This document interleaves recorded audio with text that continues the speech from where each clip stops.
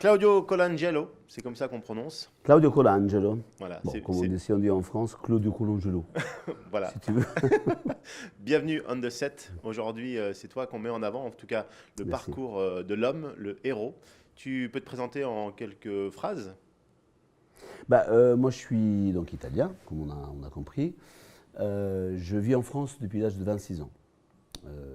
J'ai vécu chez moi dans les Abruzzes. L'Abruzzo, c'est une région qui est dans le sud de l'Italie, sud-est, du côté du Talon, jusqu'à 18 ans. Après, je suis parti, j'ai pas mal bourlingué pendant une dizaine d'années. J'ai habité dans plein de villes différentes. Je errais pas mal de ville en ville. Et après, à 26 ans, je suis arrivé en France, à Paris d'abord, pendant 4 ans. Et après, je suis arrivé à Lyon, où je vis depuis très longtemps. Alors, si je t'invite ici aujourd'hui, on se connaît un petit peu. Tu vis à Lyon sur les hauteurs de la Croix-Rousse, moi aussi. Et ce qui m'intéresse, c'est que ton spectacle est à l'affiche aujourd'hui, ton spectacle qui s'appelle J'attends de tes nouvelles, un spectacle autobiographique où tu reviens justement sur ta vie. Et comme moi, j'aime mettre en avant le parcours héroïque de l'homme qui vient, ou la femme bien évidemment, qui vient on the set. L'idée, c'est qu'on puisse en parler, échanger là-dessus. C'est vrai, quand on te voit à l'affiche de ton spectacle, on peut se dire waouh, ça c'est une vie que j'aimerais mener. J'aimerais être comédien, j'aimerais un jour pouvoir donner mon spectacle. On voit tous les jeunes aujourd'hui qui se mettent en avant sur les réseaux, qui se mettent beaucoup en scène. Toi, quand on te voit à l'affiche, on dit waouh, c'est génial. C'était un objectif au départ, quand tu arrives en France, dire je vais jouer? Déjà, je me sens pas. Non, en vrai, je ne me sens pas très héroïque, hein, mais c'est-à-dire, en fait, il y a ce qu'on appelle les héros du quotidien. Mais mon objectif, c'était pas d'être à l'affiche. Moi, j'ai rencontré le théâtre, j'avais 23 ans. C'était une sorte ça m'a secoué, en fait, en réalité. C'était une rencontre inattendue à Florence. J'ai fait une école amateur. Et après, j'ai fait une école professionnelle à Bologne. J'ai enchaîné là-dessus. Au début, c'était ce qui m'intéressait beaucoup, c'était un théâtre très corporel. J'étais moins intéressé par le théâtre classique, de texte. Donc, j'ai démarré avec des choses très d'improvisation, mais pas que d'improvisation, aussi de création, de construction de quelque chose qu'on veut raconter. Donc, mon approche du théâtre était vraiment par rapport à une envie de raconter les choses de la vie, quoi, les histoires du quotidien. Donc c'est pour ça que c'était moins structuré dans une pièce précise, ancienne, ou classique ou autre. Et en fait, bizarrement, c'est après que j'ai rencontré d'autres méthodes. Au départ, c'était selon l'école Lecoq, qui est très basée sur le travail corporel. Tout ce qui est attenant au corps, et puis donc du clown, du masque. Et après, plus tard, j'ai découvert aussi des méthodes plus liées à l'émotion, comme la méthode Stanislavski. Donc, tout ça pour dire quoi? Par rapport à ta question sur l'affiche, c'est pas tellement le but d'être à l'affiche, en fait. Le but est de raconter des choses qui concernent l'humain. Moi, ça m'a toujours interpellé. Quand j'étais plus jeune, j'aurais voulu être, à un moment donné, je voulais être sociologue. Après, j'ai voulu être journaliste. Après, je voulais être ethnologue, mais en fait toutes ces choses-là tournaient autour de la question de l'être humain. En fait, c'était sous plusieurs formes. Finalement, le fait d'être comédien, ça m'a permis de tout réunir, parce que quand on est comédien, on s'intéresse à tout ça. On s'intéresse à comment l'homme fonctionne, à d'où il vient, quelle est sa structure sociétale, culturelle, comment il se sent à l'intérieur, comment il se comporte avec les autres, selon le contexte social où on le retrouve. Et d'ailleurs, c'est pour ça aussi que je suis parti de chez moi, que je suis à l'étranger. J'ai appris une langue que je ne parlais absolument pas au départ, quand je suis arrivé à 26 ans. J'ai commencé à jouer dans une langue qui n'était pas la mienne, qui était aussi quelque chose qui devait obliger à aller chercher l'émotion à l'intérieur. Parce qu'une langue, ce n'est pas que des mots, c'est aussi un ancrage corporel, organique. Donc les mots sont reliés à des sensations qu'on acquiert en grandissant. C'est des évidences. Si on dit table, si on a grandi avec le mot table, on l'associe à la sensation. Moi, quand je suis arrivé, je ne parlais pas mot français, donc du coup, il a fallu que je développe. Et c'était très intéressant. Et puis, j'ai aussi fait beaucoup d'expériences fortes J'ai fait du théâtre au Japon, en Inde, aussi dans d'autres pays, dans plein de pays, en Europe ou ailleurs. Et ça m'a vraiment aidé à grandir et c'est ça qui m'intéresse en fait. Or, être à l'affiche finalement, ce n'est qu'un prétexte, ce n'est qu'un moyen de raconter quelque chose. C'est pas, et d'ailleurs, c'est même pas forcément être sur une scène et se faire applaudir parce que c'est pas le but ultime. Moi, je suis aussi formateur et ce qui m'importe, c'est que ce qui est au service, ce qui est dans l'artistique soit au service de l'être humain. C'est pour ça que j'ai travaillé dans les prisons pendant longtemps, avec les grosses peines, les braqueurs, les meurtriers. Pendant 3 ans avec l'asile psychiatrique. J'ai travaillé aussi avec l'IME et l'ITEP, ce sont des institutions pour enfants à graves problèmes psychologiques, aussi avec des handicapés moteurs, mentaux. Ça m'intéresse beaucoup. En fait, l'artistique permet d'être encore plus dans l'humain, dans le quotidien et dans la réalité de chaque personne. Du coup, il y a une belle connaissance du monde, une belle connaissance des hommes. On sent l'amour et le partage que tu vis. Celui que tu vas rencontrer très vite, ben justement, dans ce spectacle, et comme toute personne, on se rencontre soi dans la vie. Finalement, ce que tu vas mettre en scène, c'est ta vie. Moi, celui que j'ai envie de rencontrer, c'est Claudio, qui es-tu? Et je pense que, et dans ton spectacle, et ici, on the set, finalement, on va se rencontrer, on va parler de la même chose. Mais j'ai envie de parler justement de ce spectacle. Il y a quoi dedans? Comment tu te mets, toi, l'homme, en scène? Alors, le spectacle, il s'appelle J'attends tes nouvelles, aspetto tue notizie. Pourquoi? Parce que quand je suis parti à 18 ans, mes parents, les deux, mon père et ma mère, qui sont décédés maintenant, les deux, enfin, ma mère est décédée en janvier, mon père était décédé il y a 25 ans, et en fait, ils ont commencé à m'écrire. Ils m'ont écrit une lettre par semaine, séparément, pendant 12 ans, entre mes 18 et mes 30 ans. Il se trouve que la particularité, c'est que je n'ai quasiment jamais répondu à sa lettre. Parce que je voulais, non pas rompre, je n'ai pas rompu, hein, mais je voulais avoir mon autonomie, mon indépendance par rapport au fait qu'en Italie, surtout du Sud, on a tendance à avoir un amour presque étouffant par rapport à ses enfants. Ce qui est un grand cadeau, c'est formateur, puis ça donne de la confiance par rapport à sa vie. Mais d'un autre côté, ça peut être étouffant. Du coup, moi, je suis parti et eux, ils m'ont écrit, ils ont continué à m'écrire pendant 12 ans. Et quand j'ai eu 30 ans, mon père a eu un cancer, donc je suis rentré, je m'en suis occupé, je l'ai accompagné dans son décès, je suis reparti. Et 10 ans plus tard, j'ai eu ma première fille. Donc, du coup, là, il y a eu les deux pôles, la mort et la naissance. Entre-temps, donc, je suis devenu père. J'ai perdu mon père, après je suis devenu père. Et tout ça a fait que, ayant la chance d'être interprète, et aussi j'aime beaucoup écrire, j'aime beaucoup construire mes histoires, bah, en fait j'ai ressorti les lettres, j'avais quand même gardé une centaine à peu près, et j'ai eu vraiment très envie d'en faire quelque chose. Du coup, pendant 10 mois, j'ai traduit et écrit. Et ensuite, j'ai monté ce spectacle avec un gros travail aussi de répétition. Donc, ce qui se met en scène dans le spectacle, ce n'est pas moi. Déjà, je donne la parole à mes parents, par le biais de ce rapport épistolaire à sens unique. Ce n'était pas dans les deux sens.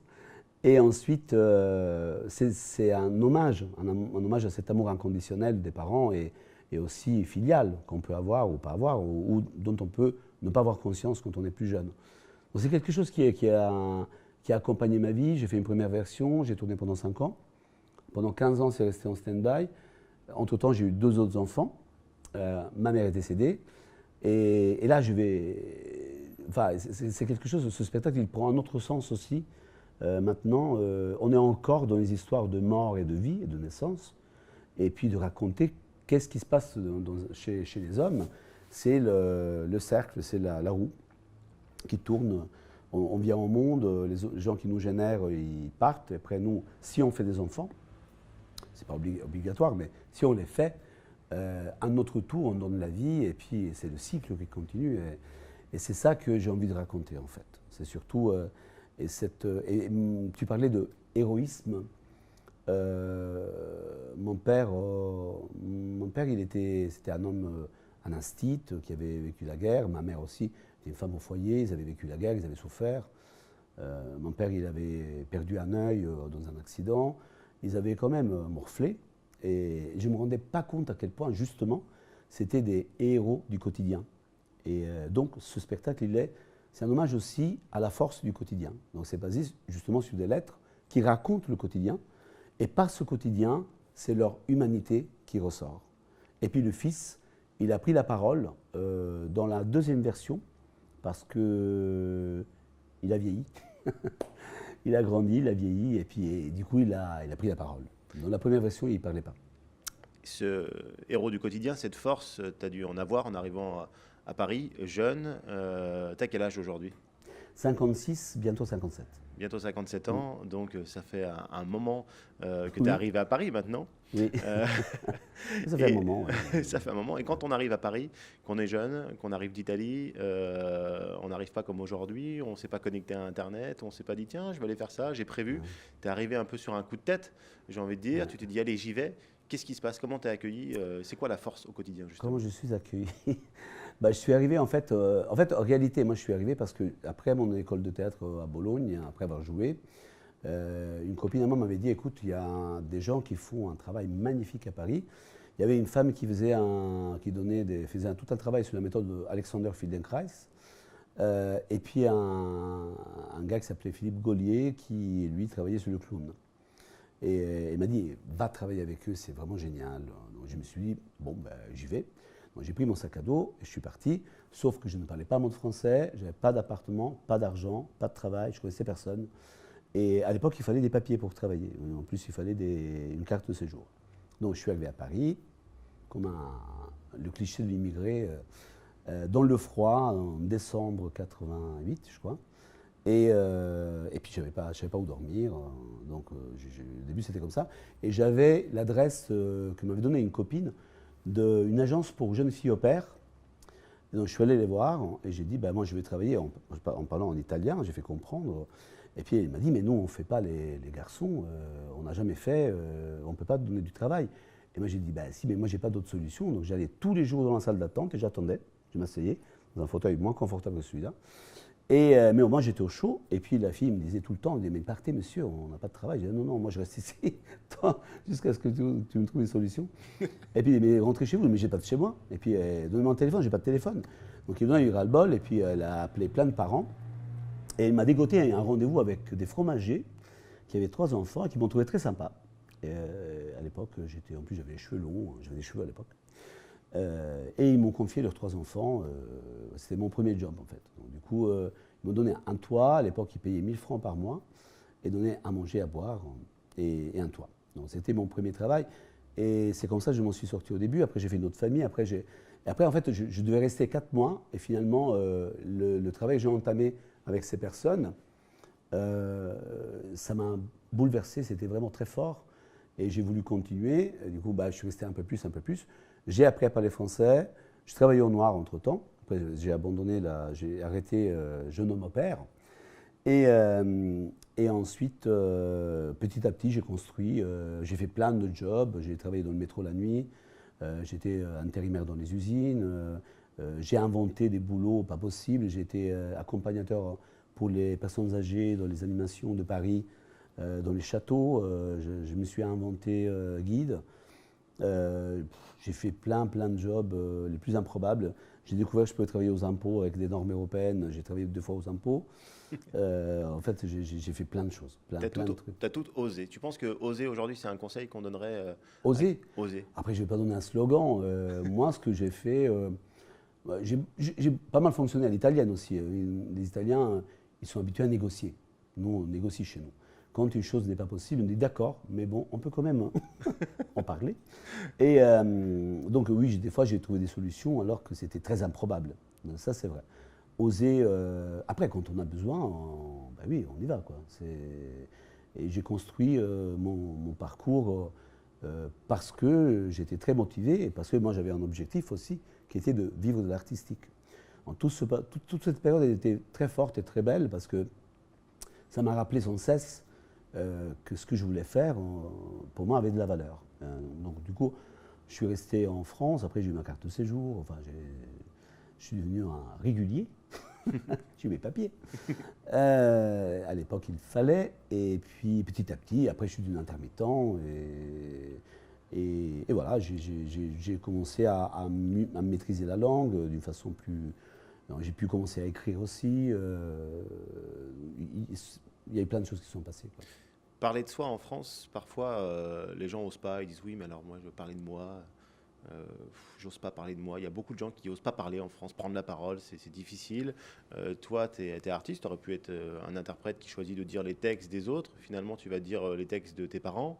Comment on ose dire, voilà, ça y est, maintenant, il est temps que je parle de moi. C'est pas vraiment un choix, c'est un besoin. Moi, ça a été une évidence. Comme je dis, après, j'ai fait plein d'autres choses aussi. Bien sûr, bien sûr. J'ai été interprète dans des pièces, dans des tragédies, dans des drames, dans des pièces comiques. J'ai fait du clown pendant 5 ans, j'ai fait de la danse-théâtre pendant 5 ans, beaucoup de théâtre de rue. Mais en fait, quand il y a eu ces deux, je répète, ces deux pôles, la mort de mon père et la naissance de ma fille, c'était une évidence. Quand ma fille est venue au monde, un mois plus tard, j'ai commencé à écrire ce spectacle. Parce que il fallait que je raconte et puis que je donne la parole. Le fait que la naissance de ma fille m'a fait comprendre tout le respect que je devais aux gens qui m'avaient mis au monde et qui avaient tout fait pour moi. Et c'est une conscience profondément humaine. Donc c'est pas qu'un jour on décide, enfin moi en tout cas, je n'ai pas décidé d'emblée de raconter parce qu'un jour ça m'est venu à l'esprit et que bon bah voilà c'était juste comme ça parce que j'ai rien d'autre à faire. Non, c'était vraiment une exigence. À ce moment-là précis, c'était le moment juste pour le faire. Et ça c'était un très bon choix parce que quand on a des choses à raconter, même quand c'est de l'intime, bah, si c'est sincère, si ça vient du cœur, ça marche. Après, c'était très délicat à faire pour que le résultat artistique et aussi dramaturgique ne soit pas racoleur, ne soit pas anecdotique, ne soit pas, qu'on n'appelle pas du voyeurisme. C'est vrai qu'on se livre, on se donne. Donc c'était un gros travail vraiment structurel pour donner à cet objet, on va dire, un sens et aussi un côté universel. C'est pas moi qui le dis, la plupart des gens, enfin quasiment tous les gens qui l'ont vu, m'ont m'ont fait des retours comme quoi c'était effectivement universel. Et ça me fait vraiment plaisir. C'est pas juste mon histoire, c'est l'histoire de l'être humain. Alors ça paraît simple, comme tu racontes, dire tiens ouais, ça m'a paru évident, j'ai pris les lettres, j'ai voulu donner la parole. Mais quand on fait ce travail-là, j'imagine que ton quotidien, il n'était pas toujours joyeux. Quand on écrit ça, qu'est-ce qu'on vit j'imagine que tes journées, tu n'étais pas toujours en mode waouh, super, je vais parler des lettres. Tu as dû accepter énormément de choses, surtout qu'il n'y ait plus la réponse de ton père, justement. C'est pas évident, ça. Mais c'est pas déchirant, hein, ça n'a pas été un travail dans la douleur. D'accord. Déjà, moi, je ne suis pas là-dedans, déjà. C'est pas, moi, mon esprit artistique, je ne suis pas l'artiste qui doit souffrir pour donner son art. J'ai jamais été comme ça. Pour moi, l'art, même quand on parle des choses douloureuses, c'est toujours un moyen pour avoir et échanger de la lumière et puis de la vitalité, la force vitale. Moi, quand mon père est mort, il est mort dans mes bras. Je ne me suis pas effondré, au contraire, j'ai senti que son énergie vitale se transposait en moi et ça m'a donné de la force. Donc pour moi, l'artistique, il a cette fonction. C'est vraiment une fonction sociétale. Et d'une certaine manière, ça ne fait que mettre en relief notre force vitale. Au contraire. Donc quand j'ai on va dire, accouché ce travail, ça n'a pas été dans la douleur du tout. C'était plutôt la préoccupation que ce soit un travail juste, que ce soit un moyen bien fait, pas bien fait dans le sens joli, mais fait d'une manière juste, où on voit et on entende ce que j'avais envie qu'on voit, qu'on entende et qu'on ne se trompe pas dans le chemin. Et dans ça, je suis très content parce que les gens sont très touchés par cette aventure et franchement, j'ai vécu des super moments avec les gens du public parce qu'il y a eu des moments d'échange fabuleux. On a envie de le découvrir, ce spectacle. On a J'espère. envie de venir te voir. Tu vas le jouer bientôt. Et l'idée, c'est d'aller où avec ce spectacle aujourd'hui, de le jouer plus et plus. Tu l'avais déjà joué 5 ans, tu le reprends.